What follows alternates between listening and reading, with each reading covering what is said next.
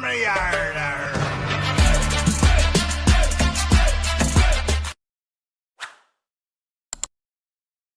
नमस्कार दोस्तों, मैं आपका दोस्त ब्रजमोहन सिंह अपने यूट्यूब चैनल बीबीएन ट्रेडिंग में आपका स्वागत करता हूं।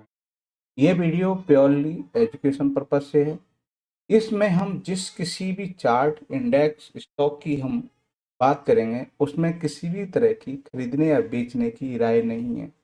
इसमें हम इन पैटर्नों को सीखते हैं, समझते हैं और उनको आइडेंटिफाई करते हैं। उनमें हम देखते हैं कि आज के दिन किस तरह से ट्रेड सेटअप बना और कल के दिन क्या ट्रेड सेटअप हो सकता है। तो चलते हैं, पहले रिकैप कर लेते हैं कि हमारे कौन कौन से पैटर्न हैं। जैसे evening star, morning star, virgin CPR, OD rejection, OD buy and sell, हमारा RCR, GCR, M reversal, W reversal, PPT setup, green candle breakout, red candle breakout, gap up rejection, gap down rejection, CPR breakout, outside value CPR, inside value CPR, narrow CPR, आपका types of EMA, slope EMA, bide EMA, flat EMA. तो इन सबको हम समझते हैं और उनके हिसाब से देखते हैं। सबसे पहले हम ये देखेंगे कि कल का जो है, कल का जो सीपीआर है वो नैरो सीपीआर। नैरो सीपीआर से हम ये एक्सपेक्ट कर सकते हैं कि प्राइस एक ट्रेंडी मूव दे सकता है, चाहे अपसाइड चाहे डाउन साइड। तो अब उसमें हम किस तरह से करेंगे? तो सबसे पहले हम ओपनिंग में देखेंगे कि हम कल के हाई के ऊपर, मतलब यहाँ ओपन होके कल के हाई के ऊपर क्लोज कर देते हैं तो हम हमारे पास में क्या होगा, ओडी सेटअप आ जाए। ठीक है। दूसरी कंडीशन हमारे पास में है क्या, ये है लो। प्राइस क्या करे, इसके नीचे ओपन हो और ऊपर क्लोज कर जाए तो हमारे पास में क्या हो जाएगा, ये आपका मॉर्निंग स्टार सेटअप हो जाएगा।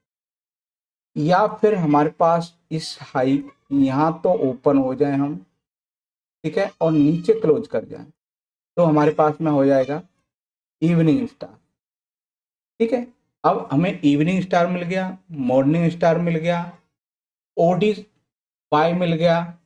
ओडी बाय इसके ऊपर क्लोज हो जाए, ओडी सॉल इसके नीचे क्लोज हो जाए तो हमें ओडी बाय, ओडी सेल, ये सारी चीज मिल गए। अब हमारे पास में ओपनिंग इस सीपीआर के अंदर हो जाए और ऊपर क्लोज हो जाए तो हमारे पास में पीपीटी बाय बनेगा। अगर हम यहाँ ओपन होने के बाद नीचे क्लोज कर जाए तो क्या होगा, पीपीटी सेल बनेगा। ठीक है। अब हमारे पास में ये पैटर्न हो गए।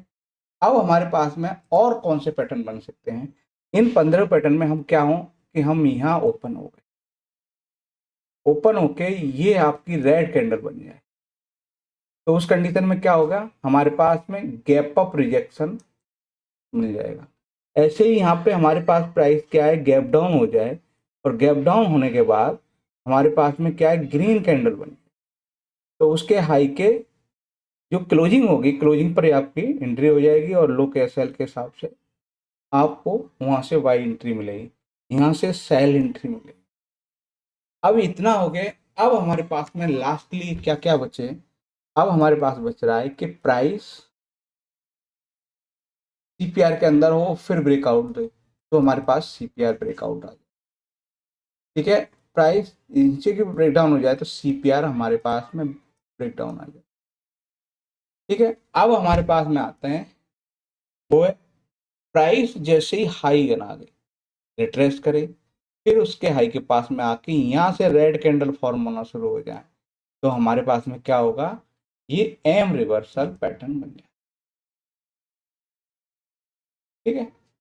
अब ऐसे ही सेम है, प्राइस नीचे लो बना के रिट्रेस करे, फिर दोबारा इसी लो के पास से जब ग्रीन कैंडल फॉर्म होना लग जाए तो फिर क्या होगा, ये आपका डब्ल्यू रिवर्सल होगा। तो इस तरह से ये 15 प्राइस एक्शन पैटर्न थे जिनको हमने एक एक करके समझा। अब हम कल के लिए ये कर रहे हैं कि हमारी क्या क्या संभावना हो सकती है। जैसे हम ईएमए की कहते हैं, तो ईएमए क्या है, ये हमारे पास में क्या है, फ्लैट है। तो फ्लैट ईएमए क्या होगा हमारा, साइडवेज करते हैं। अब आप बात कर रहे हैं, अगर यहाँ पे कल का ही देखा जाए तो हमारे पास में क्या था, ये स्लोपी ईएमए। जब स्लोपी ईएमए है तो क्या होगा, एक ट्रेंडी मूव मिल सकता है। अब अब आते हैं वाइड ईएमए की बात। वाइड ईएमए की बात करें तो ये देखिए, ये आपकी इसकी डिस्टेंस बढ़ती जाएगी, तो फिर उसमें क्या हो जाएगा, फिर प्राइस गिरेगा तो था, फिर वो आपका एक रेंज में रह सकता है। फिर क्या करेगा कि इस तरह से मूव करना शुरू कर, क्योंकि वो आपका डिस्टेंस बढ़ गया, यानी कि ईएमए वाइड हो गया। वैसे ये आपके स्लोपी है डाउन ट्रेंड के लिए, तो डाउन ट्रेंड के लिए आपको क्या है, यहाँ पे सेल साइड एंट्री बनेगी। अब ये बाई साइड के लिए स्लोपी बन गया, तो यानी यहाँ ट्रेंडी हो गया। यहाँ अभी ये इस तरह से ट्रेंडी था, अब ये क्या है, ये यहाँ पे आपका ये है ना साइड वेज हो गया, क्योंकि फ्लैट ईएमए हो गया। अब बात करते हैं कि और इंडेक्स में किस तरह है। निफ्टी का हो गया, बैंक निफ्टी में भी क्या है, कल के सीपीआर के हिसाब से, आज आज के सीपीआर के हिसाब से कल का जो सीपीआर बनने वाला है वो आपका नैरो बनने वाला है। मतलब आपका इस सीपीआर से ये सीपीआर छोटा है। तो ये हम एक्सपेक्ट कर सकते हैं कल बैंक निफ्टी में एक मूव ट्रेंडी हो सकता है। ऐसे ही इसमें सेंसेक्स में इसमें ट्रेंडी हो सकता है। उसके बाद में निफ्टी मिड कैप में भी हम कहें कि इस सीपीआर जो वाइड सीपीआर था उससे हल्का नॉर्मल सीपीआर है, यानी कि पॉसिबिलिटी है कि एक बुलिश फॉर्म देखने को मिले, यानी कि एक ट्रेंडी मूव मिलने की संभावना हो सकती, ओनली संभावना। अब इसमें बात करें तो ये भी आपका नैरो सीपीआर तो नहीं कहेंगे, बाकी नॉर्मल सीपीआर है। तो नॉर्मल सीपीआर में आपको एक ट्रेंडी मूव मिलने की संभावना है। तो ये हमारे इंडेक्स थे जिनमें हमने देखी कि कल क्या क्या संभावनाएं बन सकती। अब देखते हैं कि आज के दिन किन स्टॉक में ये पैटर्न फॉर्म हुए।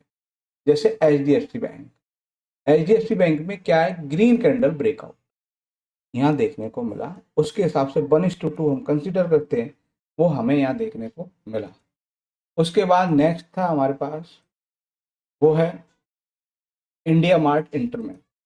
इसमें क्या है, हम दिन की पहली ग्रीन कैंडल की वहीं से हम रिट्रेस करके हमने यहाँ मूव देखने को मिला।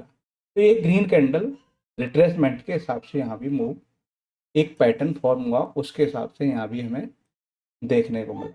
उसके बाद है हमारे पास में अडानी ग्रीन एनर्जी, यहाँ गैप अप रिजेक्शन हुआ।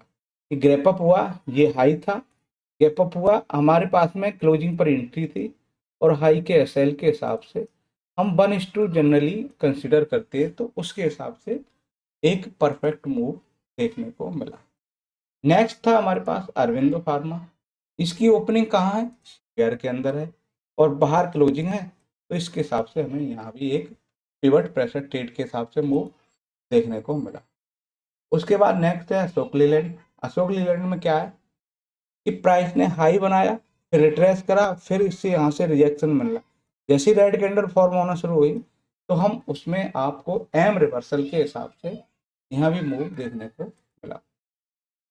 पीडीलाइट, पीडीलाइट में क्या है, यहाँ पे रेड कैंडल ब्रेकआउट के हिसाब से यहाँ भी आपको अपसाइड मूव देखने को मिला।